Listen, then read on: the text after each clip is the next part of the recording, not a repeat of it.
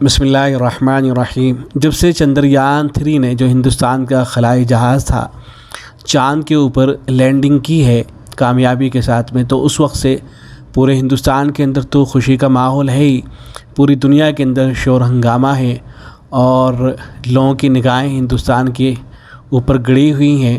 ہندوستان کو مبارکباد بھی دی جا رہی ہے اور اس کے ساتھ ساتھ میں بھی کہا جا رہا ہے کہ ہندوستان نے تاریخ رقم کر دی ہے۔ تو ایسے وقت میں جب کہ ہر جگہ چندریان کا ذکر ہو رہا ہے، ایسے میں اگر ہمیں اپنے اکابر میں سے کسی کا کوئی ملفوظ مل جائے یا کسی کے بیان کا کوئی اقتباس مل جائے تو اس سے بھی بڑی خوشی ہوتی ہے۔ تو حضرت تھانوی رحمۃ اللہ علیہ کا ایک ملفوظ بلکہ بیان کا ایک اقتباس ہے، وہ مجھے ملا ہے، میں اس کو نقل کر رہا ہوں۔ اسے دیکھیں، یہ بڑے کام کی چیز ہے جو حضرت کے بیانات کا مجموعہ، اس کی جب نمبر 9 ہے، صفحہ نمبر 191 ہے۔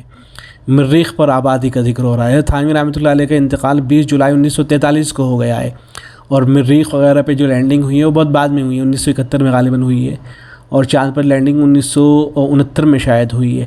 تو حضرت تھانوی رحمۃ اللہ علیہ کا جو زمانہ تھا، اس زمانے کے اندر یہ باتیں ہوتی ہوں گی کہ اس طرح سے چاند پر یا مریخ پر، مارس پر جانے کی تیاری ہو رہی ہے۔ تو بہرحال حضرت تھانوی رحمۃ اللہ علیہ فرماتے ہیں کہ پھر دیکھیے تو کہ خدا اور اتنی کثیر مخلوق کا انتظام فرماتے ہیں جس کی شمار نہیں ہو سکتی۔ اول تو زمین ہی کتنی بڑی ہے، پھر اس میں حیوانات اور کیڑے مکوڑے وغیرہ کس قدر بے شمار ہیں۔ پھر بعض لوگ آج کل مدعی ہیں کہ مریخ و قمر یعنی چاند، مریخ و قمر وغیرہ سیارات میں بھی آبادی ہے اور سائنس والے وہاں جانے کا قصد بھی کر رہے ہیں۔ اس کو بھی ملا لیجئے تو حیوانات کا اور عدد بڑھ جاتا ہے۔ ان سب کا محافظ تو ایک خدا سبحانہ و تعالی ہے، وہ ایک خدا ہے، سبحان اللہ۔ اس مقام پر ایک مضمون یاد آ گیا، اب اس کو سنیے۔ حضرت فرماتے ہیں وہ یہ کہ بعض لوگ جو مریخ میں جانا چاہتے ہیں تو ہم تو اس ارادے سے خوش ہیں کیونکہ ہمارے بہت سے کام نکلیں گے۔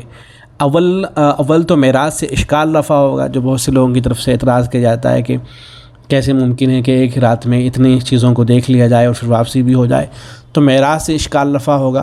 دوسرے اخبارات میں وہاں کے حالات پڑھیں گے تو عجائبات قدرت کا علم ہوگا۔ حضرت تھانوی رحمۃ اللہ علیہ فرما رہے ہیں کہ وہاں کے جب حالات پڑھیں گے، وہاں کے بارے میں جانیں گے تو عجائبات قدرت کا علم ہوگا۔ اور شرعاً وہاں آبادی ہونا محال نہیں ہے کیونکہ شریعت نے اس کی نفی نہیں کی ہے، اگرچہ ابھی کوئی آبادی وغیرہ کی تو دور دور تک کوئی بات ہے نہیں، لیکن شریعت میں اس کی کوئی نفی بھی نہیں کی گئی، بلکہ غالب تو یہ ہے کہ سکوت کیا ہے، اور احتمال کے درجے میں بعض نصوص میں اس مسئلے کو داخل بھی کر سکتے ہیں، کیونکہ قرآن میں ایک مقام پر ارشاد ہے وَمِنْ آیَاتِهِ خَلْقُ السَّمَاوَاتِ وَالْأَرْضِ وَمَا بَثَّ فِيهِمَا مِنْ دَابَّةٍ، کہ اللہ تعالیٰ کی نشانیوں میں سے ہے کہ آسمانوں اور زمینوں کا پیدا کرنا اور ان دونوں میں جو حیوانات پھیلائے ہوئے ہیں، اور دابہ کا اطلاق ملائکہ پر نہیں ہوتا۔ پھر آگے حضرت تھانوی رحمۃ اللہ علیہ فرماتے ہیں کہ مفسرین نے تو اس میں تعبیل کی ہے کہ مراد مجموعہ ارض و سما ہے، کہ مجموعے میں داب پیدا کیے، اور مجموعے پر حکم ایک جز کے اعتبار سے صحیح بھی ہے، چنانچہ یخرج منہما اللؤلؤ والمرجان، اور دونوں سے موتی اور مونگا برآمد ہوتا ہے۔